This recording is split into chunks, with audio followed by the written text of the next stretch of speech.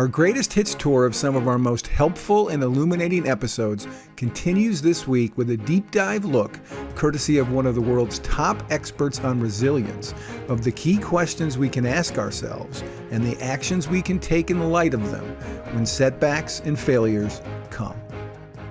Welcome everyone to this episode of Beyond the Crucible. I'm Gary Schneeberger, the co-host of the show and the communications director for Crucible Leadership. And you have clicked play on, we hope you've clicked subscribe to, a podcast that deals in crucible experiences. If you haven't heard that term before, a crucible experience is something you've probably felt.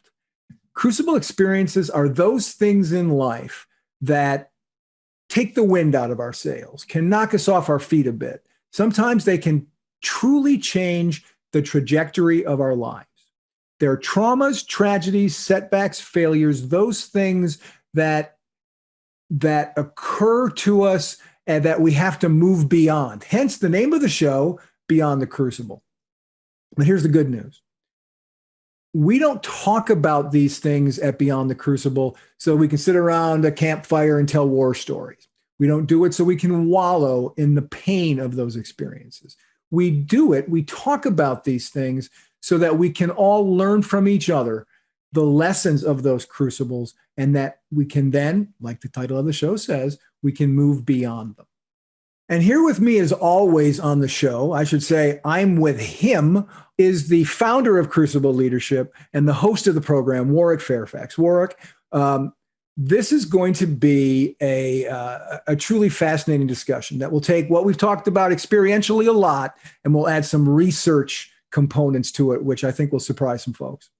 Absolutely. I'm very much looking forward to this. It should be a great discussion. Our guest today is Taryn Marie Stejskal. Dr. Taryn Marie is a foremost international expert on resilience in both leadership and life. She is the former head of executive leadership development at Nike, global leadership development at Cigna, and founded Resilience Leadership, where she serves as the chief resilience officer. Now there's a great title, the CRO, leveraging over a decade of research on resilience that gave birth to the empirically based framework, the 5 practices of particularly resilient people, for executive coaching, top team effectiveness, high potential leadership programs and workshops, and inspirational keynote addresses.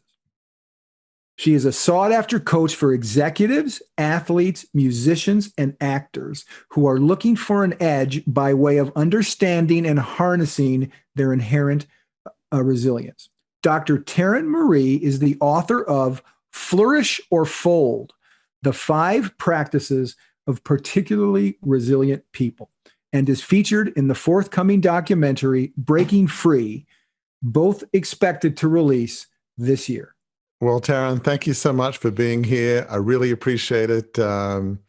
Just love this whole subject of resilience. I think we mentioned off air, I'm executive coach and heard you on WBEX, which is a great forum for coaches and really thousands of people around the world. So it's an awesome community. And, I just, resilience is something certainly I can relate to. In Crucible Leadership, we talk about a lot. And well, you've done a lot, whether it's working with folks in Hollywood, the former, executive leadership development head at Nike, and you've done work at Cigna. So, and now with the 5 practices of particularly resilient people, it's just kind of an amazing story. But I'd like to kind of maybe get a bit behind the scenes and what led you to have such a passion for resilience, something about your background growing up. There's always a story behind the story. So kind of what led you on this journey to this passion for resilience? Yeah, it's a great question, actually. And, sometimes, so there's a quote that says something to the effect of, I can't remember who said it. Maybe the two of you know, you can help me, but it's this idea that our lives are lived forward, but understood backwards. Mm. And so oftentimes when I think about resilience, it wasn't until many years later that I understood that a particular experience or moment led me to resilience until I was able to, many years later, sort of look back and, connect the dots, right? Because so often our lives, I think, look like maybe a jumble of dots. And it's not until we look back that we can sort of draw that line through and see a clearer pathway.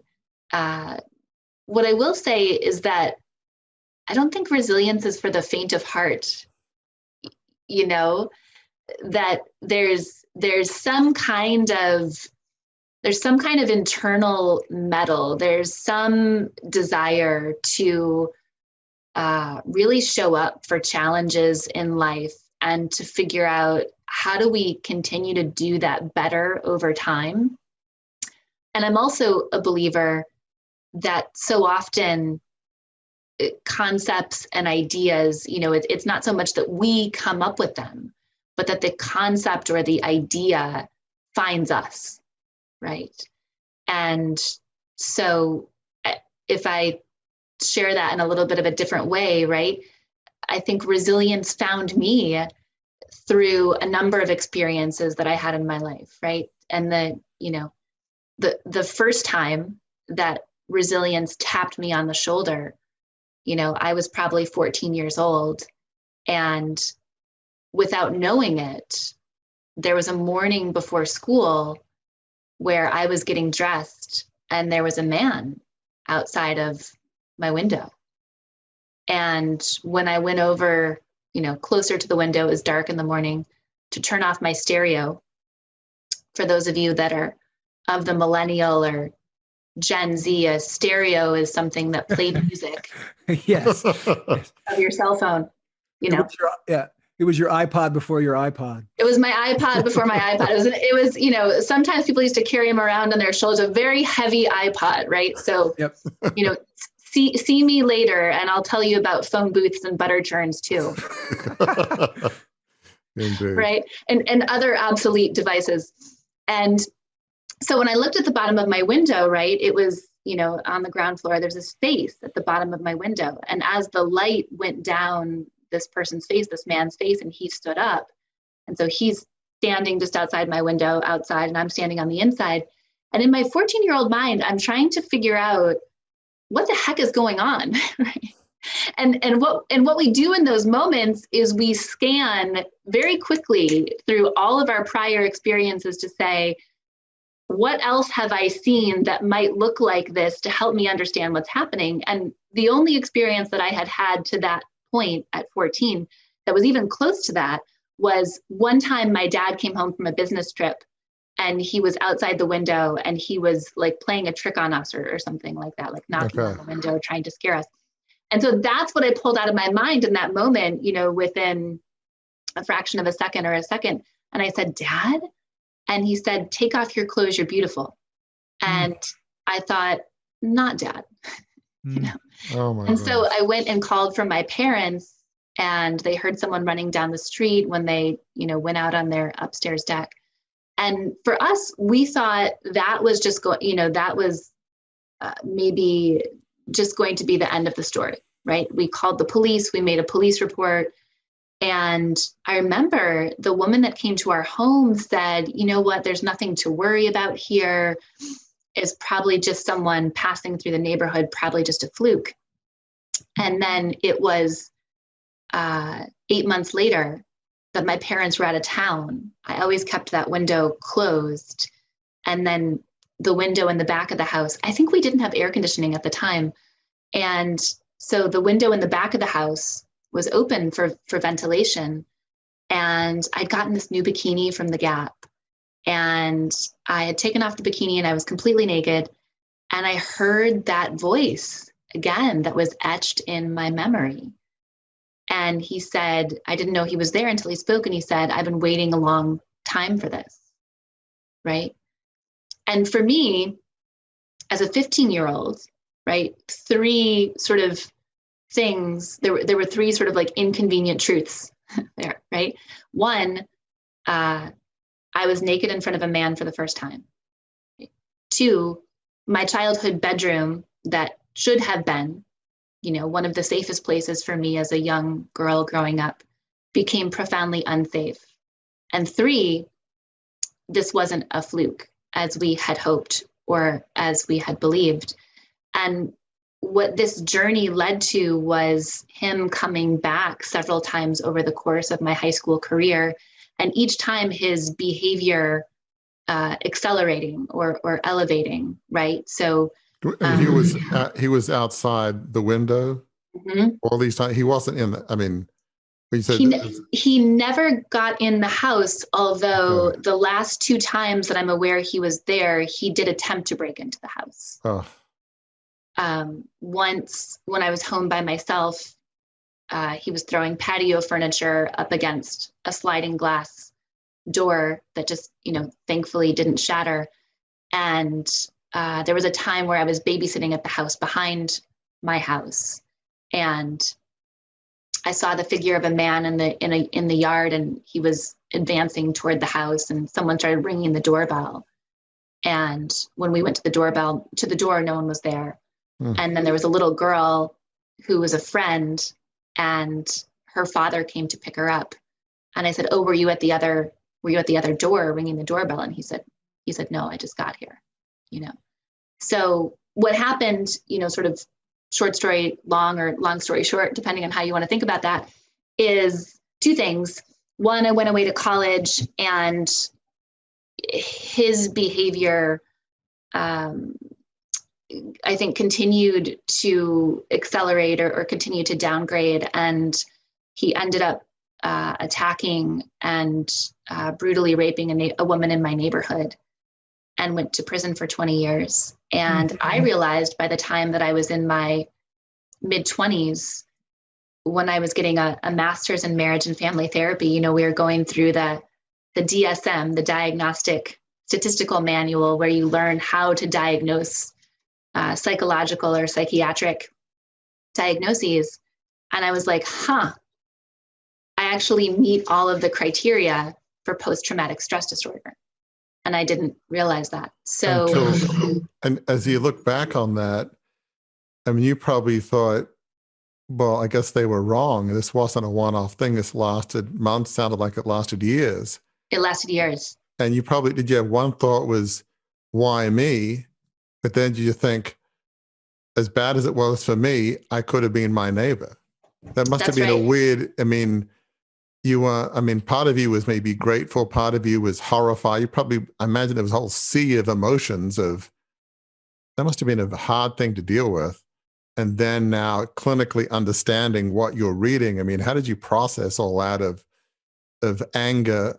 And you don't often think of anger and gratitude in the same moment, like I'm angry, but I feel bad for my neighbor. I know it's awful to say this. I'm just so glad that wasn't me. Right. It sounds awful to say that, but you have to be thinking that, right? Mm-hmm. But I mean, that's just the nature, Warwick, I think, of survivor's guilt, right? Is that tension, right? That paradox that exists of both gratitude and, and sadness, right? A deep empathy for, if you're crossing the street, right, and a car swerves and it hits the person next to you, you're like, oh my God, thank goodness I wasn't hit. And oh my gosh, I feel terrible that the other person was, right? And that paradox of I'm safe, but this other person wasn't, this didn't happen to me, but it could have, right?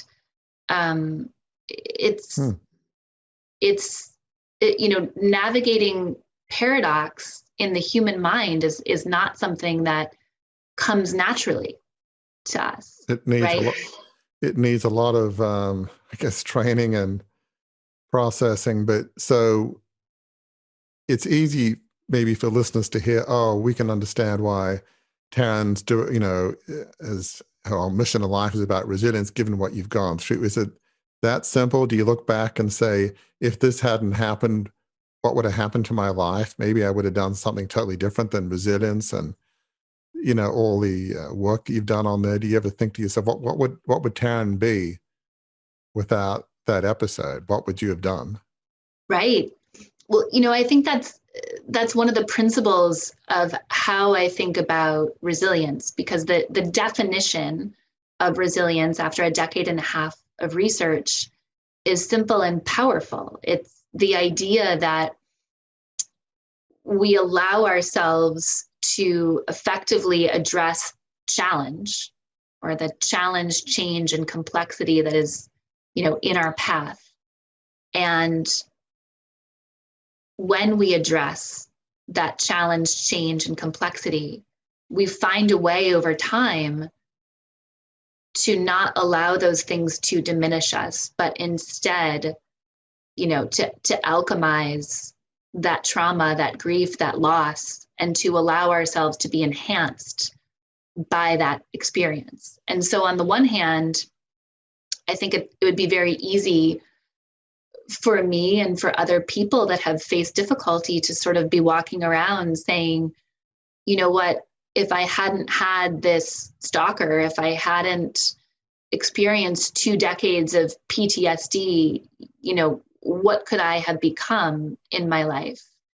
And instead, I think the sort of the crux of resilience is that when we flip the script, and instead of saying, why did this happen to me, right? To ask ourselves instead, why did this happen for me?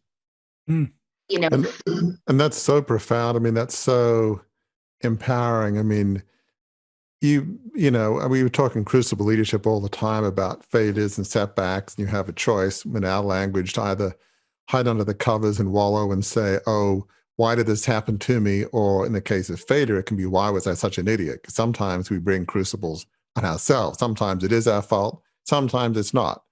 Either way, it's pretty difficult. But you have a choice, but you made a choice. I'm not going to be a victim for my whole life. This was terrible, but I refuse to just cower and, while away the next 40, 50, 60 years of my life until it ends. But you made that choice. Because not everybody makes that choice. As you study this more than I do, what led you to make that choice to refuse to be a victim, refuse to just sit back and just let life fade away? Yeah. Well, we're only given, and I'll quote another person whom I can't give you the name, but we're only given this one wild and precious life. Right. And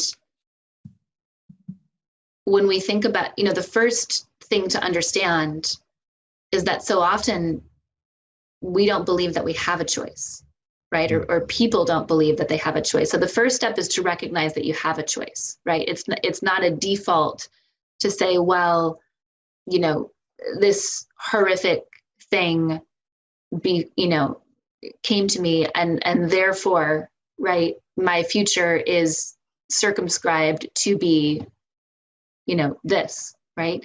We are the authors of our lives. We're the architects of our lives. We have free will for a reason.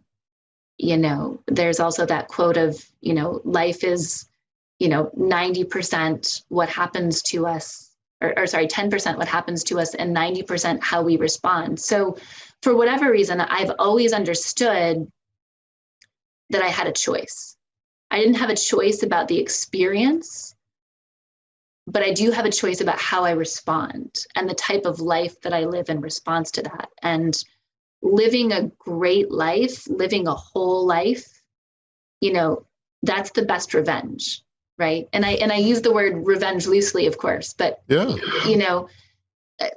not allowing ourselves, again, going back to the definition of resilience, not allowing ourselves to be diminished by our experiences, and instead find a way to alchemize, that trauma, that grief, that loss, and figure out how we make it beautiful, how we make the testimony. That's redemption. I'm going to jump in because so much of what Crucible leadership talks about, and so much about what you talk about, Taryn, it's as if it was typed on the same typewriter. That's one of those other old machines that kids today don't know much about. But there's a quote, one of the first quotes you have on your website from someone whose name I'm going to mispronounce, and I apologize to her in advance, Pema Chodron. Shodran, I think, one of the first female Buddhist monks. Yeah, she writes, "Nothing ever goes away until it teaches us what we need to do, to know." Warwick has said this: "In our lowest moments, we find strength, courage, and perseverance we never knew we had." You are talking about, you're both talking one side of the same coin. You're in that the crucibles that we go through, the trials we go through, those things, if we address them correctly, if we look at them through the right lenses, they are a leaping off point to a better life. Yeah, I mean, this is an oversimplification, so bear with me, right? But when we recognize that we have a choice, all of a sudden we've gone from being disempowered to empowered, right? And when we have a choice, that's power, right? We always have a choice, even if the choices aren't good, And that choice is in any inflection point, in any trauma we experience, in any grief, in any loss, in any unfair treatment, at any moment where there's a lack of equity or care, or empathy, right? We get to ask ourselves a really fundamental, oversimplified question, which is, am I going to allow this to make me bitter, or am I going to allow this to make me better?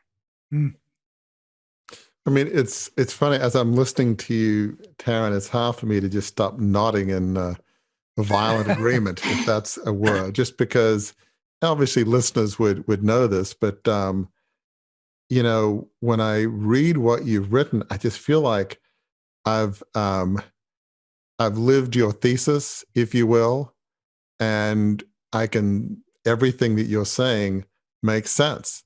I mean, again, my experience was obviously radically different, but again, as listeners would know, I grew up in a very large family media business, 150 years old, had the Australian equivalent to the New York Times, Washington Post, Wall Street Journal, TV, radio. I was the heir apparent. It was a massive company, launched a $2 billion plus takeover for a variety of reasons. My dad had died and felt like the company wasn't being run along the ideals of the founder, and wasn't being run well. And whether was that a good or bad decision, it's a whole question. But after 3 years, the company goes under, too much debt, Australia got in a recession. So I never thought of it as PTSD, but I had my own crucible moment in that a lot of the trauma I went through was brought on by my own idealism and naivety. I didn't mean to hurt anybody, but or do anything bad, but just this thought of I've single-handedly brought down a 150-year-old family company. My Wikipedia entry is not favorable. I have one. It's like, young, hot-headed kid could have had it all in blue. It's pretty much what it says. Mm-hmm. So that may never change. I don't know. But so for me, the 90s were a challenging time. It's like, look what I did. And, I felt like I let my family down. And as a person of faith, the founder was a person of faith. I felt like, gosh, I'd let down the universal God in some sense. I mean, it was pretty heavy on a lot of levels, but eventually, as I clawed my self-esteem back, there was a choice. Am I going to let this define me? I mean, I own it, my whole crucible leadership. I talk very openly about my mistakes. I have a book coming out in the fall that goes into pretty exhaustive detail about my stupidity and my assumptions, and then explain how this can help others. Don't do some of the things I did. But as you're saying, as I started to claw my way back, find things I could do without screwing up, and find things that I was gifted at, all the things you talk about, resilience, is making a choice. It's all true. It's not like there's no pain. It's unrealistic to say, oh, there's no scar or no scab, but I can talk about it now in a way that's vastly less painful. I don't know whether that's true for you. I mean, that's obviously, you talk openly about what you went through, but I'm sure there's some pain, but it's probably a lot easier to talk about than it was, because you're using your pain for a purpose. I know that's an oft-used aphorism, Mm-hmm. but it's true. Mm-hmm. So yeah, I mean, it all makes sense to me, obviously. Very different background, very different stories, but Yeah. everybody's, it's funny, we have a lot of people on the podcast that talk about crucibles, and we've interviewed people like Navy SEALs that have been paralyzed, and I'll often apologize because I didn't go through anything like what you've been through, or some of the people we've had victims of abuse and all sorts of things. And they all say this. It says, it's not like a competition of crucibles. Your pain is just as real to you as anybody else. And these are people who've gone through things 100 times worse than I have. Mm-hmm. And I'm astounded how they can be so generous. Anyway, you get the idea. But so yeah. Well, I'd say two things about that, Warwick, if I may. One is so often we say to people without really thinking about it, when some type of loss or challenge or trauma befalls, as we say to people, well, everything happens for a reason, you know, and anyone who's ever been on the receiving end of that, has tried really, has that on their hands so that they didn't strangle you, or strangle me when they said it. So I appreciate that. Thank you, everyone, for your grace. And what we realize is when we say to people, everything happens for a reason, right? That orients people to look outside of themselves, right? For a reason, right? Well, why was I disabled? Why did I experience this childhood abuse? Why did I have this stalker? Why did I develop PTSD? No one can answer those why questions, right, except for us, right? So we can spend our lives searching to the answer for why. We can spend our lives searching for the reason, or we can take back that power, just as we do when we recognize that we have a choice. And we can say, here's how I'm going to make meaning out of what happened, right? So what I hear you saying is, you're in a place now where you can look on what has happened in the past, right?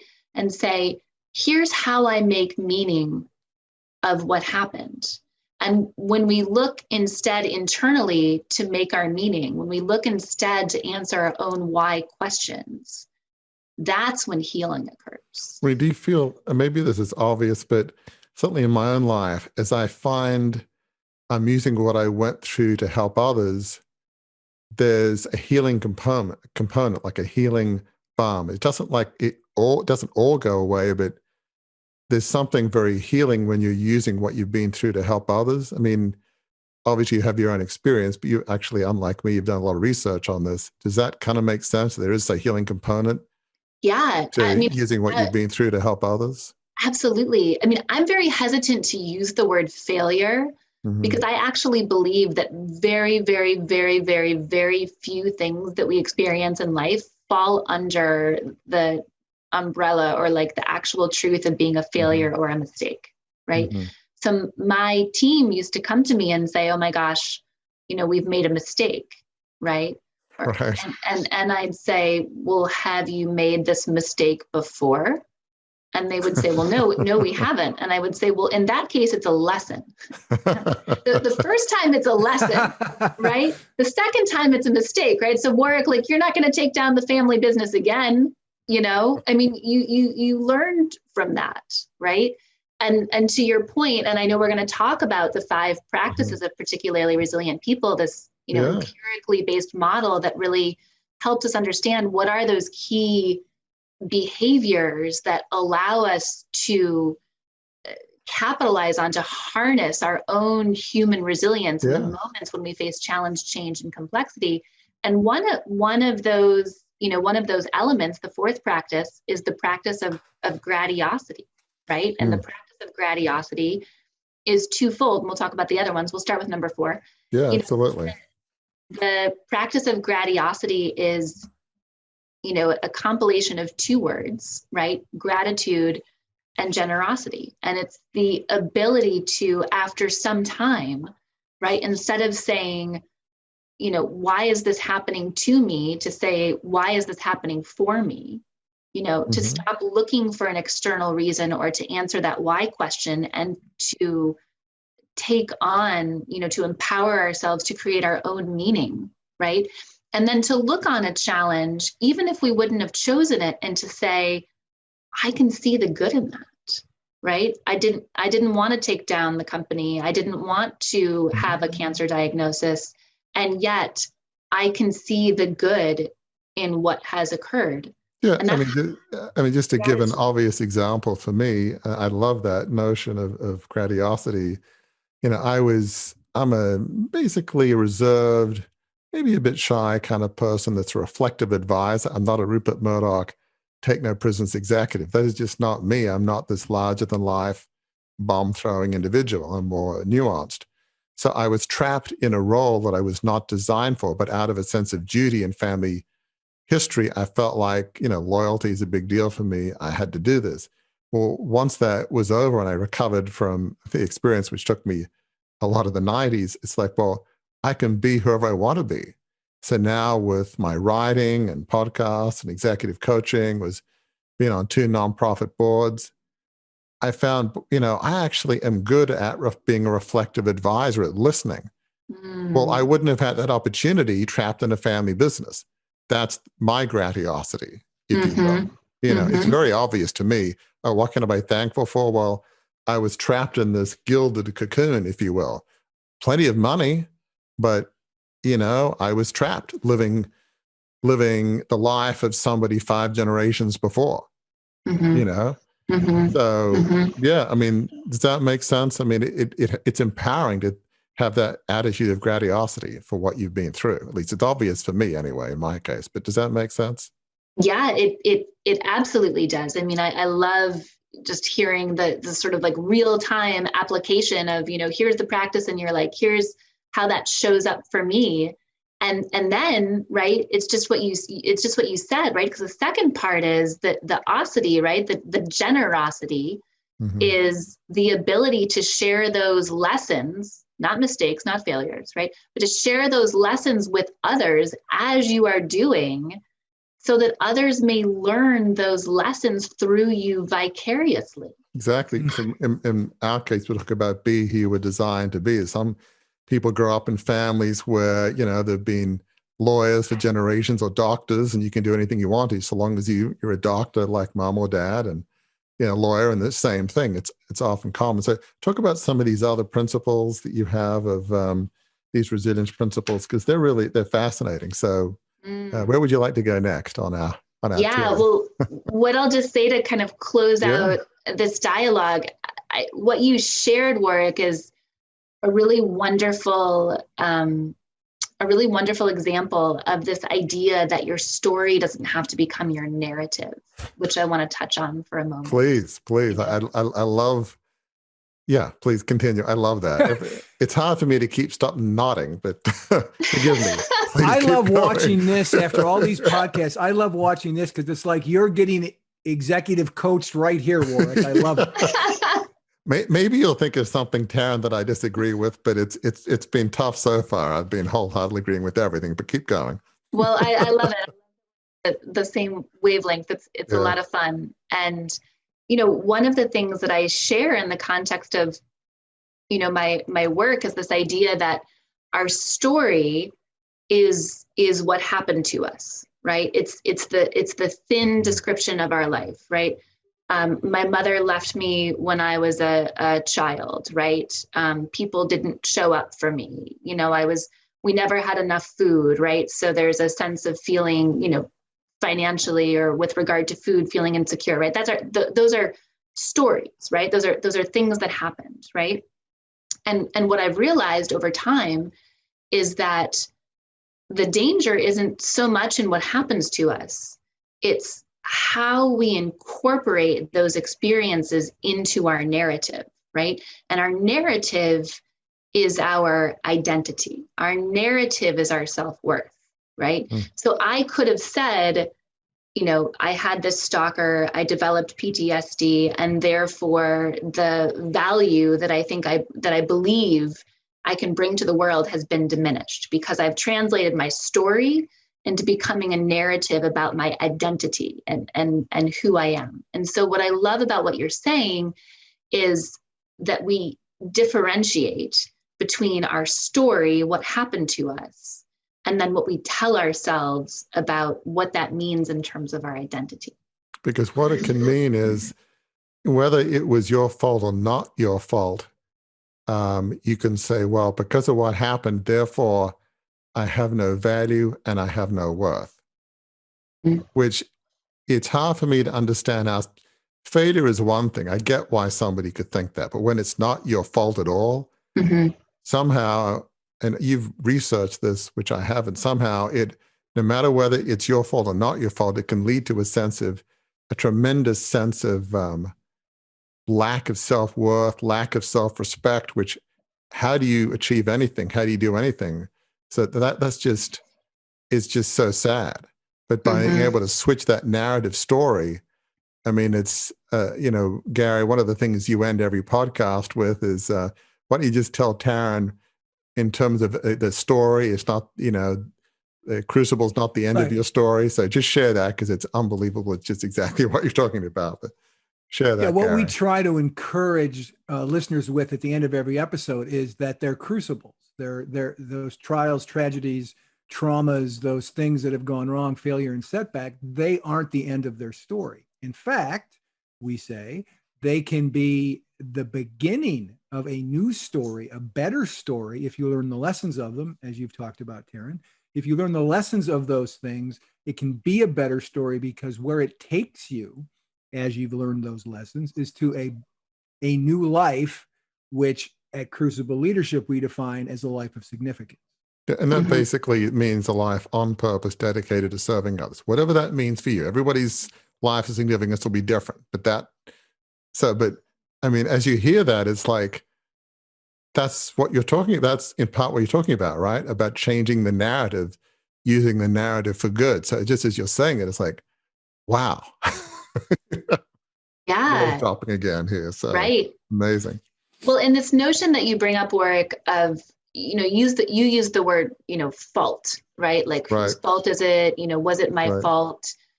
Akin to that is this idea of responsibility, right? And what I've seen over time, and being a marriage and family therapist and having worked with a variety of people that have had neurological injuries, spinal cord injuries, brain injuries as a result of car accidents and falls, this idea of responsibility, right? Or who is at fault, or am I at fault, or who's at fault, right? That's a tremendously important inflection point in our healing, right? It's tremendously important that we get this notion of responsibility right. And a dear friend of mine and a mentor, Richard Pimentel, right, who was responsible for sort of the American with Disabilities Act. And there's a wonderful movie that was made about him by a dear friend of mine, Stephen Sawallich, called The Music Within. And Richard Pimentel talks about this idea of responsibility, and he helpfully breaks it into two components: response and ability, right? And in the moment when something happens, what is our ability to respond, right? And when we think about, all of these things, like you shared, Gary, these crucible moments, right? The challenge, the change, the complexity, the loss, the grief, the unfairness, really accurately getting to a place where we are assigning responsibility is key, right? It's key that we don't blame everybody else and not and not figure out what percentage of that is our own, because when we blame everybody else, it means the control for our healing and our maturation is also outside of ourselves, right? And conversely, when we take on too much of that responsibility, if you're a victim of being targeted or a stalker, or you've been raped or abused in some way, and you think that was my fault, right? We need to look accurately at, in fact, what was your ability to respond, and really get that right as part of the healing process. I think that's so true. I mean, do you think, and I want to make sure we cover all these aspects. Yeah, we have four more to go. We have four more to go. Practice. There is one thing I'd be curious about is the whole aspect of forgiveness. I mean, certainly for me, part of it was forgiving myself. Like, I was young, 26, young, naive. I had no intention to cause pain to anybody. And there was thousands of people in the company and all. I mean, the company went on, but still, part of it is forgiving others, but part of it's forgiving yourself. I mean, is that part of the component of being able to move on from a challenging experience, that whole assigning responsibility, and I've done a lot of that internal work of how much was my fault, which, fair amount, not all, accepting, but how much, talk about forgiveness and how that relates to the whole responsibility deal. Yeah, I mean, forgiveness is a tremendously important element, right? So once we have, accurately assigned responsibility, and that can take some time. And, P.S., it's always good if we have some skin in the game relative to responsibility. We shouldn't take none of it, and we shouldn't take all of it, right? But accurately assigning that responsibility. I love that you're talking about forgiveness. Forgiveness oftentimes, for many people, not for everyone, but comes from, you talked about Warwick being a man of faith, right? It often comes from having a spiritual or a religious practice, and is often informed, right, by those experiences. And, for me, there's really three important things that we need to understand about forgiveness. The first one is forgiveness is for no one else but ourselves, right? And so often people say, well, I'm not going to forgive that, I'm not going to, they don't deserve that forgiveness. I mean, probably, maybe they don't, right? But fortunately, it's actually not for them. The forgiveness is for us. The forgiveness. I mean, that's the scary thing is, yeah. I mean, we say this too, and I don't claim that everything you say, we say, because we're not that smart, but, but the notion that, why is forgiveness important? Because you're worth it. Yeah, you're right. worth it. And they win if you're bitter. For you to get out of that prison of bitterness, you're worth, forgiving that other person or yourself, because then the power is removed. So it's, please continue, because I can't help but agree. Mm-hmm. Yes, the first component to understand about forgiveness is it's for you. It's for you. It's not for anyone else but you, right? Second thing to understand about forgiveness is that forgiveness is not the same as reconciliation, right? Exactly. So when we forgive someone, that's a choice, right? That's a decision that we make. It's not the same as continuing that relationship, going back to that relationship, continuing to, be a part of whatever is happening. Nor is it the same as accountability. There are still consequences, sometimes legal consequences. Doesn't mean that we're lessening accountability or responsibility. Right. Exactly. So and people confuse those two things, right? Exactly. So if you're someone who's been in an abusive relationship, right, you can forgive that person and you don't need to reconcile with them. Right? Sure. Forgiveness is not reconciliation. That's two. The third part of forgiveness is oftentimes it takes time, and it takes, many times for us to say, I forgive you, I forgive myself, right? Oftentimes we are the hardest people to forgive. Forgiveness of self can be the most difficult forgiveness. And, for me, coming from a Christian faith background, it says in the Bible, I think one of the disciples or someone, said to Jesus, they said, well, how many times do we forgive that person, right? And Jesus says 7 times, 77 times, right? Which is a biblical way of saying forever, unlimited, is basically what it's saying, That's right. It's a metaphor, which is, exactly. It doesn't mean that we reconcile and we allow someone to continue to perpetrate something against us, but 7 times 77, that gets us into the 400s, right? And what I've found with, the experience with a stalker, or I was in, an abusive, relationship where I was nearly strangled to death, and I've probably had to say like 300 times, not directly to that person, but in my mind, I forgive you. I forgive you. I'm letting this go. I forgive you. So, the third part is oftentimes we can be the hardest ones to forgive. And don't be fooled. Forgiveness is not once and for all, right? Like it can, that resentment, that anger, that lack of forgiveness, it can sneak back in And it can take 400 times until we really let that go. And we'll move on here in a millisecond, but this forgiveness is so important. I often think forgiveness is a bit like weeding, So weeds will crop up. And I mean, I've unfortunately had a lot of practice at this, both with myself and some other folks, family, advisors. Something will come up. And sometimes you have people in our lives who, as soon as you've caught up with the last thing they've done, they do something else. It's like, hey, I'm trying to catch up. Can you just give me a moment before you do the next thing that I'm going to be angry about? But when I find these things, these little weeds crop up, I says, okay, I'm not going to go there.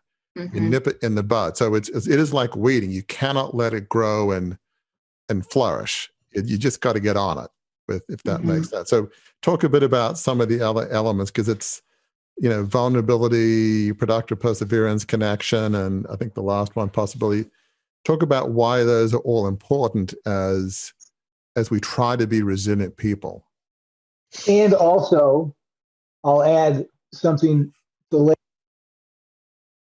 started with 4, so how will they all connect?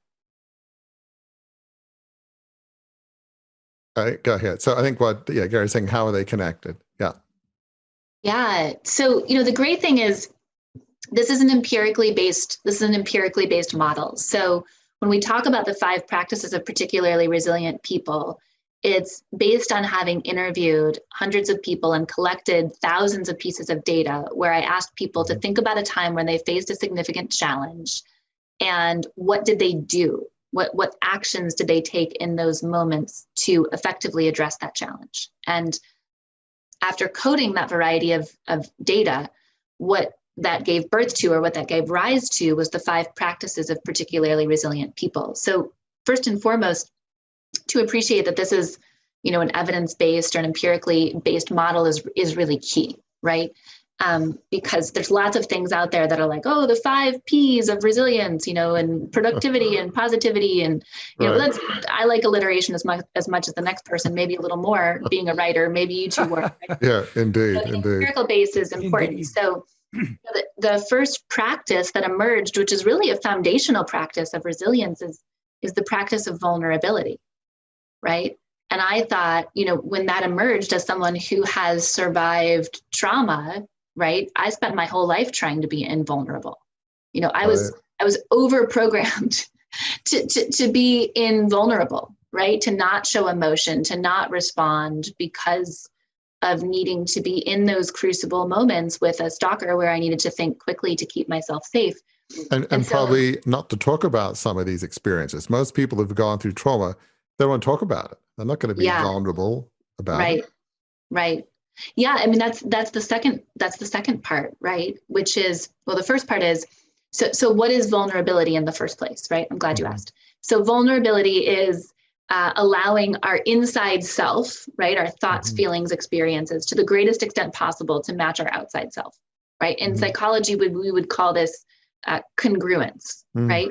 That what we're feeling and experiencing, we allow ourselves to show that to the world. And I think for the vast majority of us, reaching congruence, or 100% congruence, where we're living, our internal life is being lived on the outside, that's a lifelong process. It's a lifelong pursuit of vulnerability.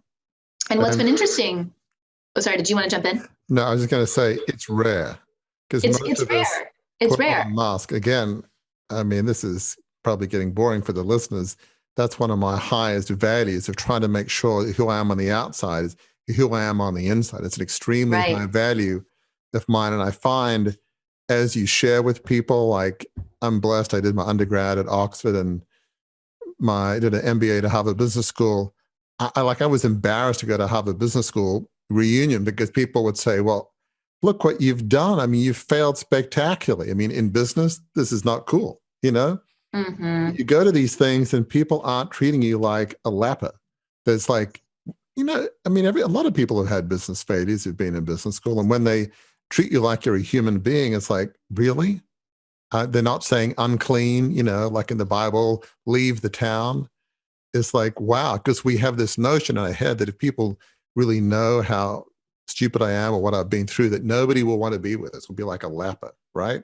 Yeah. And when that story is broken, it's another step of healing. Does that kind of make sense?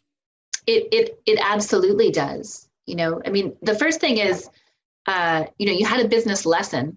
You didn't have a business failure. If you took down the company twice, then that would be a failure or a mistake. But you learned from the first time. You're brilliant. Yeah, I haven't done any failed $2 billion takeovers since. So there you go. Learned my lesson. So that's awesome. So onward and upward, my friend. Indeed. Okay, that leads to productive perseverance. What is that? That's a fascinating phrase. Yeah, well, we're short on time, so I'll just say one more thing about vulnerability, which is precisely what you said, Warwick. Which, Brene Brown has talked about vulnerability and its role in what she calls living a wholehearted life. Vulnerability also showed up as a foundational practice of resilience, and so I asked myself sort of just that question, which you were alluding to, which is, if vulnerability seems to be so important in sort of Brené's work of like living a wholehearted life and now being a foundational element of resilience, why aren't we all running around living these like fabulously vulnerable lives, right? Like, what gives? Right. And it's this idea of the vulnerability bias, right? Or exactly the sort of story that we tell ourselves in our heads, which is, if people really knew, right? If people really knew this part of me that's on the inside that I don't want to show on the outside, three things would happen, right? I call it the 3 L's that keep us from block our vulnerability. People wouldn't like us, they wouldn't love us, and they might leave, right? And when you threaten people with ostracism, what that's shown is the parts of the brain that are associated with physical pain light up. And we don't want to experience even the threat or the fear of that physical pain. So better not to be vulnerable and better to stay quiet. Right. Because if they reject my mask, that's one thing. If they reject the real me, infinitely worse. That's right. Many, if not most, don't want to take that risk. That's right. Hence the world we live in, whether it's politicians or Hollywood or wherever, it's a sea of masks. But yeah, so what would you like to talk about, like just in the closing minutes we have, just about some of the other aspects, these wonderful principles of resilience?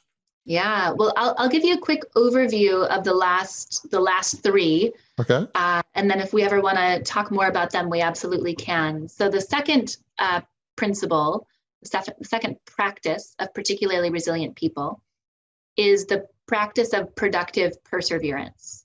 Remember when I told you I liked alliteration? So it's this idea of knowing when to maintain the mission despite challenge. And that's very much aligned with Angela Duckworth's work on grit, right? Mm-hmm. Great book. Great book. And it's more than that, right? Because grit is not synonymous with resilience, right? Grit is a fractional component of resilience, but it's not the whole story, right? So knowing when to maintain the mission despite challenge, and recognizing that in the face of a significantly changing environment or a disrupted environment, that we need to pivot and go in a new direction, right? And this is very much an art and a science, because if you want to become a Navy SEAL or graduate from the Naval Academy, those sort of markers are well defined, right? And it's good to put your head down and to be gritty in those situations. But in an environment relative to global pandemic COVID-19, where things are shifting and changing, we also must pick our heads up and look at how the environment is shifting and changing, so that we can continually evaluate if the path that we're on is the right one, lest we become a Kodak or a Blockbuster or a BlackBerry. Hence productive perseverance. Awesome phrase. So how does that lead to connection?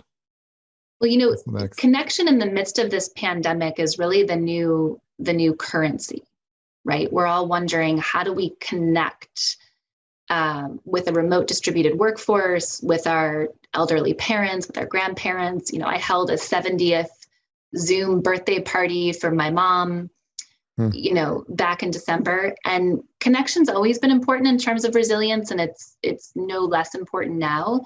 And again, inherent within each of these practices is a paradox. And connection seems simple because it's twofold, right? It's the connection to ourselves, right? Trusting our gut, knowing our value, listening to the still small voice within, cultivating and listening to our intuition on the one hand. And then on the other hand, cultivating and developing relationships externally, right? With our family and friends and community.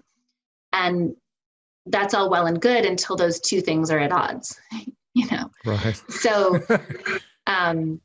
that's connection. We talked about gratiosity, gratitude plus sharing generosity. And the last is the practice of possibility. It's the practice of, at its core, being able to prioritize or privilege progress over perfection. And the paradox therein of the practice of possibility is being able to navigate, the tension between risk and opportunity, right? In these moments, in order to be resilient, we must, hold both risk and opportunity, hold, both danger and possibility, and allow both to be true. But there's something about possibility and sort of forward movement that I know in economics, there's this fundamental law of business is you're either growing or you're declining. If you're status quo, then you're about to decline. It's one of these ironclad business laws. And I feel like maybe it's true in life too, perhaps, that if you have a possibility outlook of how can I grow, how can I improve, how can I use what I'm going through to help others, as you're looking forward to possibility, then, healing can continue. If you start trying to hunker down and not move forward, then I don't know. Do you feel like life's a bit like that too? That, Absolutely. Yeah. I think if we're not evolving, if we're standing still, we're probably devolving. Right. And I'll go, but you go, Gary. I was going to say, I've been in the communications business long enough to know that's a good place to land the plane. What you just said. That is a bow atop the package to mix my metaphors. Taryn, I would be totally, completely lacking in my job as the co-host of the show if I did not give you the chance before we go to let our listeners know how they can find out more about you, specifically on this thing called the internet. Yes, the internets. Yes. We'll invite you to take a look at the show notes for all the various and nuanced places to catch up with me. Two great places to spend some time. One is on our Instagram page, Dr. Taryn Marie. We've got a wonderful resilience movement happening there, and basically daily kind of updates and resilience motivations. So that's really, really fun. And the second part is there's lots of free resources, articles, podcast recordings, those types of things on our website, which is resilience with a c-leadership.com. We'd love to see you there. Well, thank you so much, Taryn, for being here. I mean, it's so inspiring, just all of your work on resilience. And yeah, I am sorry, I just couldn't help but agree with everything you're saying. I mean, I'm just looking at one of your quotes, I think from Robert Ingersoll on connection. We rise by lifting others. It's just so true. Is well, some of these things I know they may seem trite, like pain for a purpose, but as we try to understand what happened, yes, look at responsibility, vulnerability, but as we try and use those to help others, there is a healing component. It kind of gives you a reason to get out of bed every morning.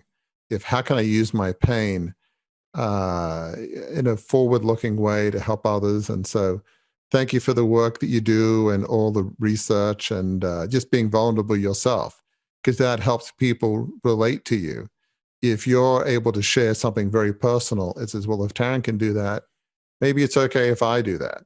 So the research is critical, but so is showing up as a whole person in every sense of the word whole, if that makes sense. It really does help. The research and being vulnerable, the two together, is a powerful combination. So thank you so much for everything you do. And thanks for being on the podcast, and very much appreciate it. Thank you so much. Such an honor to be here. Well, that certainly was a different kind of discussion than we've had before, based, again, as we said earlier, on experiential crucibles, but then really deep research about the power of resilience. And if you enjoyed what you heard here on the show today, listener, Warwick and I have a little favor to ask you, and that is that you would just click like on the podcast app on which you're listening. Share this with some friends, put it on social media so that we can get the word out about the show, because the more people know about the show, the more we can get guests, great guests like Dr. Taryn Marie. And until the next time we're together, we ask you to remember this, which is sort of the motto of Crucible leadership when you get right down to it. And that is that your Crucible experiences are indeed painful. No one is doubting that. The conversation with Dr. Taryn Marie hit on that. It's very real, though. That pain is legitimate. What you're feeling is legitimate. But what you're feeling is not the end of your story. You can, as discussed on the show today, learn the lessons, learn what is meant to be taught to you through your experiences, apply those lessons to your life. And when you do that, we have discovered that it is by far not the end of your story. It is, in fact, the beginning of a new chapter in your story, and a new chapter that can be the most fulfilling one yet.